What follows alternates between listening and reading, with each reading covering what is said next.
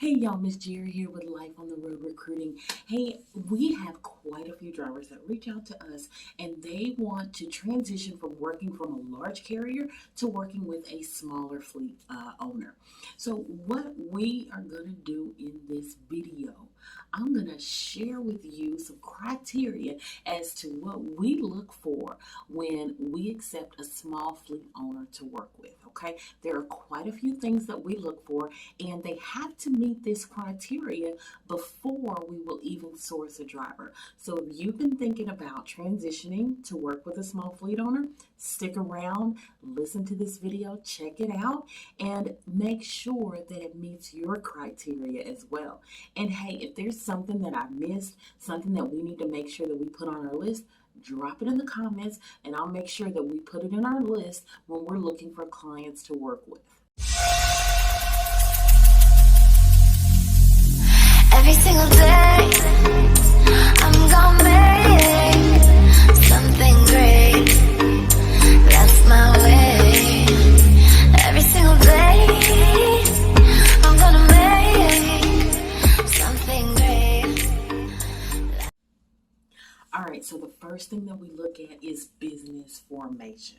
Okay, there are a lot of new trucking companies that are starting out, and there's a lot of people that's just out here buying trucks, taking some courses and some classes, and not really knowing what to do. Okay, so we look at business formation. Do you have an LLC? Is your business on file with the Secretary of State for your state? Have you gotten your EIN? So those sort of things. Business formation is very, very key. That's the first thing we look at, okay? That's very elementary, very foundational, but your business has to be formed. You can't just be, a cousin from down the street that bought a truck and needs a driver. No, we don't. All right, number two, okay?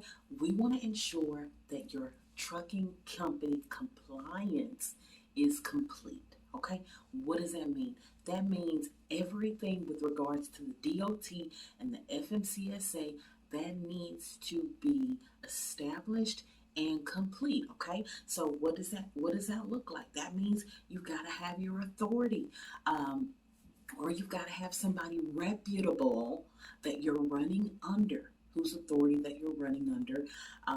Again, they've got to be reputable. We're going to look into both. Okay, you've got to have your drug and alcohol clearinghouse, your consortium. You've got to be under a consortium. We're not, dealing with people that are just out here just running. Okay, it's very, very key that you have these things in place and set up, because not only if you don't, are you putting your company in jeopardy? You're also putting the driver's Class A CDL license that they worked so hard for in jeopardy as well. So the compliance has to be on point. The driver has to be on the insurance, and hours of service. Okay, you have to have some type of tracking device. I don't care what type of ELD you use, you have to have some type of tracking device to be able to monitor the driver's hours of service. Make sure that they're not going over, because they stand the risk of getting a violation if they do. Okay, so you have to be able to manage that. Here's a quick story. So I was working with a newer driver who had about 4 months experience. All right, he wanted this run. It was a local run out of the Houston area, and he really wanted this run. So he saw me on one of my YouTube videos. He had reached out, told me what he was looking for. He had 4 months experience. I said, you're in luck, because they only need 3 months experience for this account. Okay, it was a dedicated Walmart run out of the Houston area. I took his application, put him in for it. It was, of course, with a large carrier. But then what happened was, got him approved. He came back from the insurance that looked good. The job, verification for his employment, that went well up until, let me tell you, so they got him approved. And then once they went to call the company said, yes, he worked with them. But when the carrier went to go verify in Safer that the company was an authorized carrier, it was in big, bold, red letters, not an authorized carrier. Okay, so his 4 months of experience that he had, it meant nothing because it did not count because you were driving for a carrier that was not authorized in Safer. Okay, so those are things that we want to make sure that any driver that we're putting with a small carrier, they're not gonna go through that. They're not gonna deal with somebody who's not authorized. That's why we're checking your business formation. That's why we're checking your compliance stuff and working with our network partners. Okay, if you go on our website under network partners, you'll see the compliance, you'll see the insurance, you'll see the drug and alcohol consortium. We have people in place that do these things to make sure that we're not working with anyone that is not a carrier, that is not doing things the right way, because we are not going to put our drivers in jeopardy. We're not going to put their license in jeopardy. We're not going to put their livelihoods in jeopardy. And we are serious about this. All right, now the next one is near and dear to my heart, and it's what every single driver wants to know. Okay, what is the pay? Where am I going? Pay and consistency of loads. Okay, that's very, very important. I recently talked to a driver that's working for a small fleet owner that's making 16% of the load. 16% of the load. Now, the average, if you just don't know, the average a year ago was about 25% of the load. In today's climate, in today's market, drivers are making anywhere from 28 up to 33, 35% of the load. So 16%, them slave wages, baby. Those are slave wages. And I don't even think, I think they was making more than that, okay? So 16% is nothing. So we want to know what you will be paying the driver, how you will be paying the driver. So if you're paying percent of the load, is it gross? Is it off the net? How will that pay be broken down? Mileage pay. What is your average mileage pay? Those are things and questions that we're asking. We want to make sure that it's comparative to others in the industry or above others in the industry. Okay, so that's a very, very key factor. Consistency in lows. Where are they going? Is there a specific region that you're going to focus in? There's enough freight to focus on a region. The southeast, the northeast, the northwest, the midwest, the central, southern central. There's enough freight in these areas to focus on a specific region. So if you come to us and you're telling us that, the driver has to go all over the world, including Canada, that probably, we may find a driver that wants to do that, but it's going to be a little bit more difficult. The level of difficulty is going to be very, very high for when you're needing a driver of that caliber that's wanting to go all over the world. Because drivers are wanting to stay in a region or get something dedicated or have some consistency. Okay, so if load board, it's okay to run off the load board like as a last resort. But we want to make sure that there's a rhyme and reason to how you're running off of that load board. And who are you working with? Do you have a dispatcher?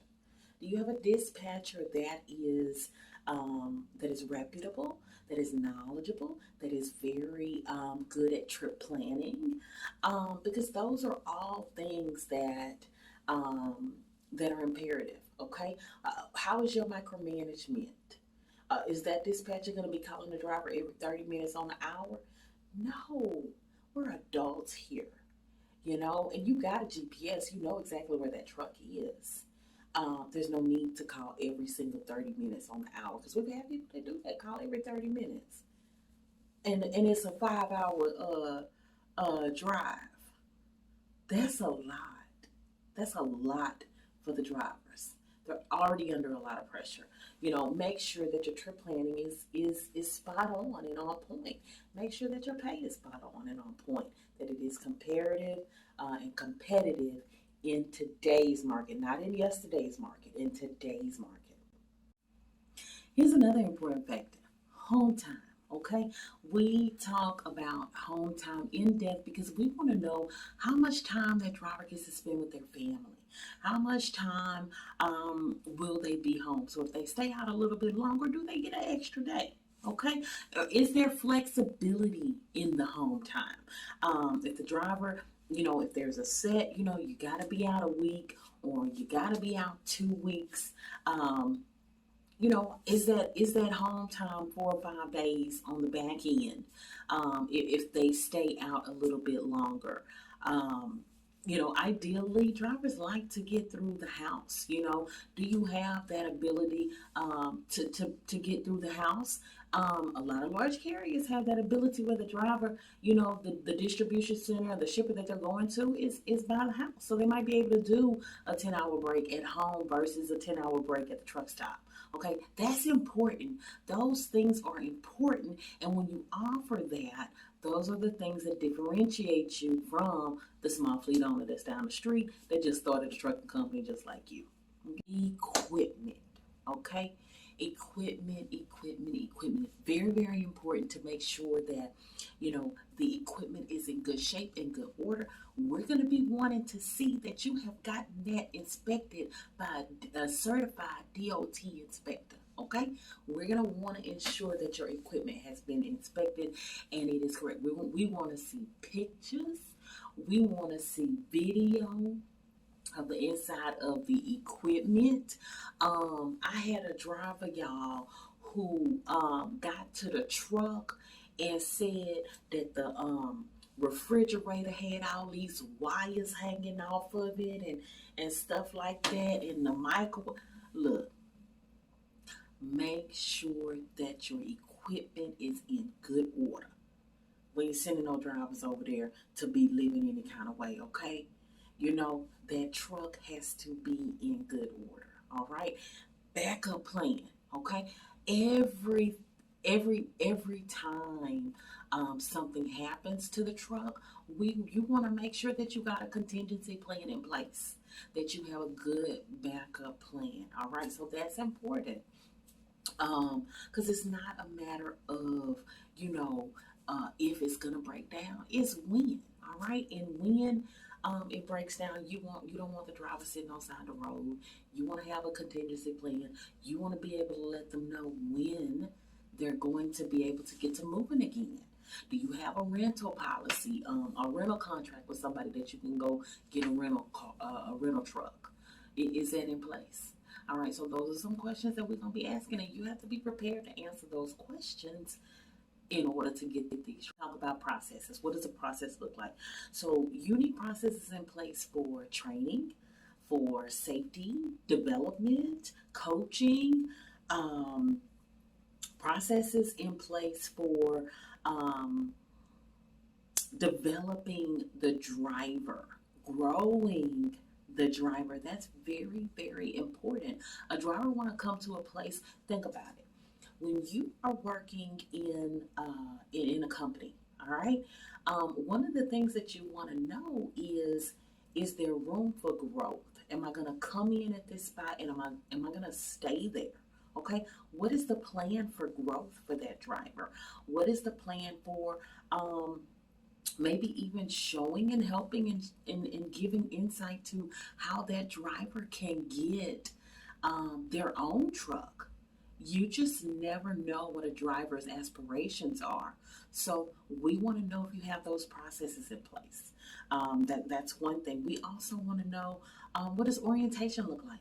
Okay, is it just gonna be the driver come to your truck at the truck stop and then get in the truck and start going? No, we need to know what does that orientation look like. Is there a road test? Is there A sit down. Do you have a handbook? Can they go over the handbook with you? Um, those things are very important. Those things are aligned with what large carriers do. Okay, if you want to play in this game, you better see what your competitors are doing, and you better do some of those things because those are things that the drivers are accustomed to.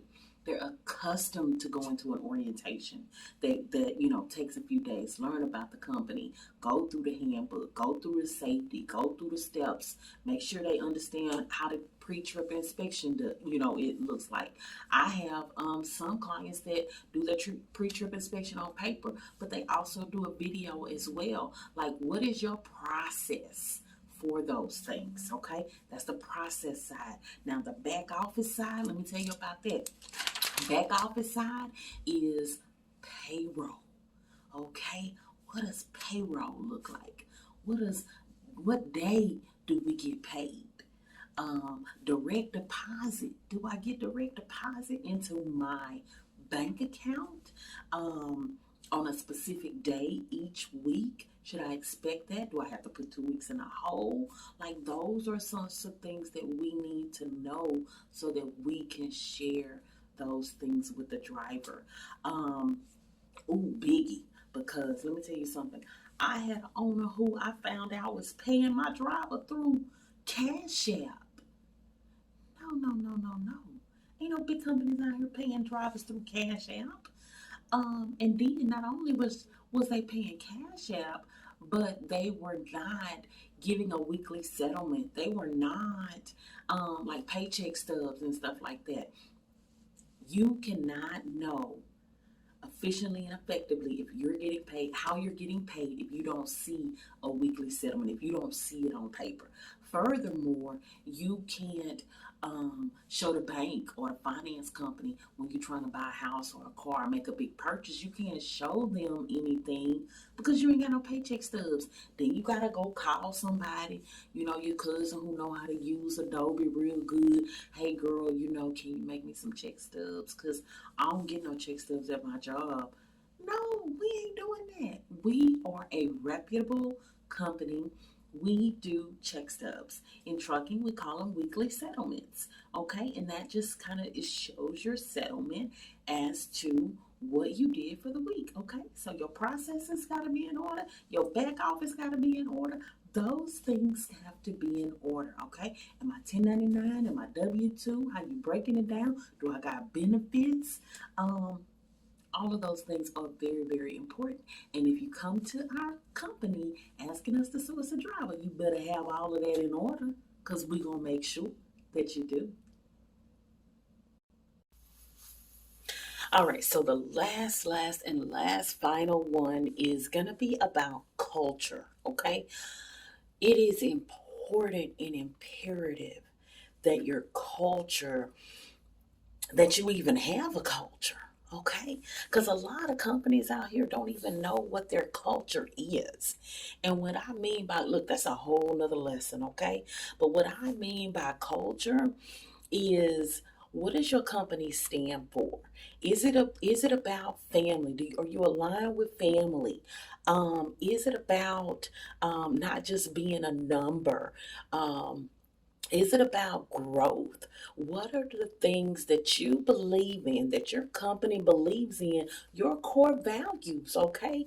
What are some of the things that you believe in that that aligns and connects with some of these drivers? Because at the end of the day, small fleet owner, um, you have to be able to differentiate yourself from all the thousands of trucking companies that's out there. Okay? And if you can't give me that, I can't go find that forever driver for you. I got to be able to have that. All right? All right, y'all, I'm done. This is a long video. I didn't mean for it to be that long, but there's some things that I needed to get across so that you could really feel and understand where we're coming from. Okay? Because we're out there working for the carrier to find the right driver, and we're working for the driver to find them the right carrier. All right. Y'all have a good one. Enjoy your day. Bye.